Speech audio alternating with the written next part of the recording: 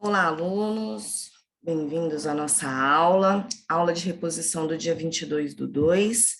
Então, segue aqui a nossa pauta. Hoje nós vamos trabalhar em classificar contas e custos, tá bom? Muito bem.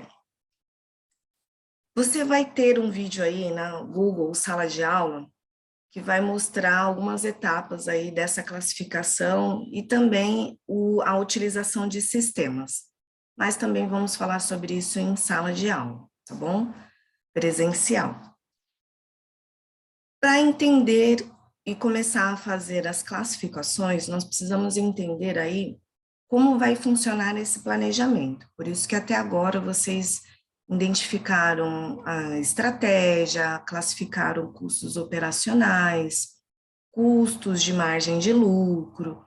Então, agora nós vamos partir aí a nível contábil para entender como é que faz essa classificação ou essa separação. Então, o primeiro item, nós temos aí a contabilidade por níveis e áreas de responsabilidade. Depois nós temos a contabilidade por margem e contribuição de custeio. O custeio padrão, que está ligado ao orçamento para a produção, orçamentos variáveis de despesas e relatórios aí de desempenho operacional. Então, não se assustem, nós vamos fazer atividades e vamos trabalhar cada custo de forma diferenciada. O importante neste momento é você entender que dentro da contabilidade, a gente tem essa separação, tá bom? Contabilidade por áreas, contabilidade por custeio direto, contabilidade por orçamento de produção, que é o que vocês viram lá quando classificaram um produto, né? Foi aí uma atividade para que vocês conhecessem e conseguissem separar o operacional de lucratividade. Orçamento variáveis em despesas e relatório de desempenho. A grande maioria da contabilidade das empresas médio e grande porte trabalham assim, tá? Algumas empresas vão diferenciar um pouco, mas a grande maioria é essa. O que é importante a gente entender e aprender antes de começar a fazer as classificações contábeis? É importante e fundamental eu entender uma palavrinha chamada planejar. O que vai envolver o planejar? Desenvolver a potencialidade do meu lucro, vocês aprenderam isso, nós vamos aprofundar agora, tá? E também melhorar as atividades que podem gerar a maior lucratividade para a empresa. Então, neste caso, não está ligado só num determinado produto, mas a empresa como um todo. Então, nós vamos aprender a planejar para ter melhor lucro, aprender a trabalhar com estratégias para ter o melhor lucratividade dentro da sua operação. Então, o segundo item, estabelecer sistematicamente objetivos relacionados a formular estratégias e planos realistas.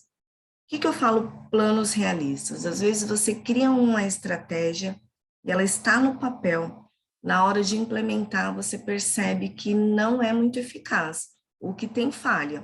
Vamos lá e vamos refazer essa estratégia. Importante entender também que existe dois tipos de estratégia, aquela a curto prazo, que nós vamos trabalhar em um período de 3 meses, e a longo prazo, que eu vou dar exemplos práticos para vocês ao longo de 12 meses. Depois de planejar, vamos aprender a organizar. O que é organizar? Subdividir tarefas, por isso que nós temos departamentos diferentes dentro da organização, tá? Isso é muito fácil, porque vocês trabalham em grupos em sala de aula, então, vocês já aprenderam a dividir tarefas, né? Já aprenderam a se organizar. Dentro da contabilização, nós fazemos a mesma coisa. Nós temos contas e subcontas para organizar e quantificar, precificar de forma mais eficiente, porque aí se eu precisar cortar um custo, eu vou direto naquela conta e vejo a necessidade dela dentro do meu planejamento ao longo de 12 meses ou 3 meses, identifico se é possível reduzir ou não. Segundo item, atribuir tarefas estruturais a indivíduos específicos por meio de designação de autoridade e responsabilidade. É importante nomear essa pessoa responsável por cada conta gerencial dentro da empresa ou departamento, para que a gente possa direcionar essa responsabilidade e as tarefas de cada função. Então, isso é bem tranquilo, né? Formar a equipe de pessoal da organização. Então, eu estou falando aqui de organizar, e depois que eu organizei, eu vou formar a minha equipe. Tem duas diretrizes importantes quando eu vou formar a minha equipe. É entender a habilidade e a competência de cada um, né? Se eu tenho lá uma pessoa que é responsável pelo orçamento e ela não tem muita habilidade com números, ou não tem muita facilidade, é mais do que normal substituir essa função. Segundo item, empregar indivíduos competentes para desenvolver programas para aumentar a competência da organização. Então, eu preciso ter um gestor que esteja presente, que esteja ligado e que saiba a funcionalidade dos departamentos, para que esse departamento, que essa empresa tenha sucesso. Por isso que é importante, e normalmente as pessoas que estão a nível gerencial, ela já passou por alguns departamentos dentro da empresa. É importante que ela saiba como funciona, não só no papel, mas na prática, para que ela tenha uma boa gestão.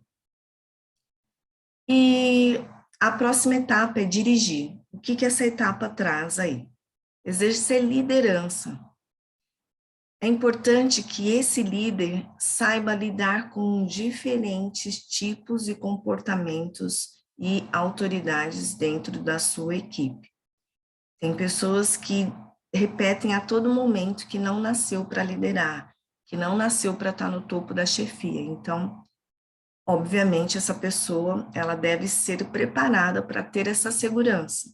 Se eu tenho uma pessoa ali que diz assim, eu não sei vender e ela faz parte da equipe de venda, obviamente ela precisa ser treinada ou modificada de setor, né? É recomendado, porque isso é conceitual. Segundo ponto, desenvolver condições favoráveis de trabalho, né? A famosa motivação. Motivação, ela não está só no valor de salário, no valor agregado que você recebe no final do mês. A motivação dentro de uma empresa, ela tem um contexto, tanto financeiro, obviamente, como também em condições físicas e condições mentais. Hoje, a grande maioria da empresa perde por não ter uma condição mental favorável para se trabalhar. E o último item dessa operação é controlar, né? É muito difícil controlar uma gestão inteira se a gente não tem uma equipe coesa, uma equipe envolvida, uma equipe motivada, uma equipe com meta, uma equipe com processo. Então, controlar é gerenciar toda essa etapa que nós falamos. Então, dentro de controlar, nós vamos trabalhar de forma dinâmica, de forma flexível, o que nós chamamos aí, né?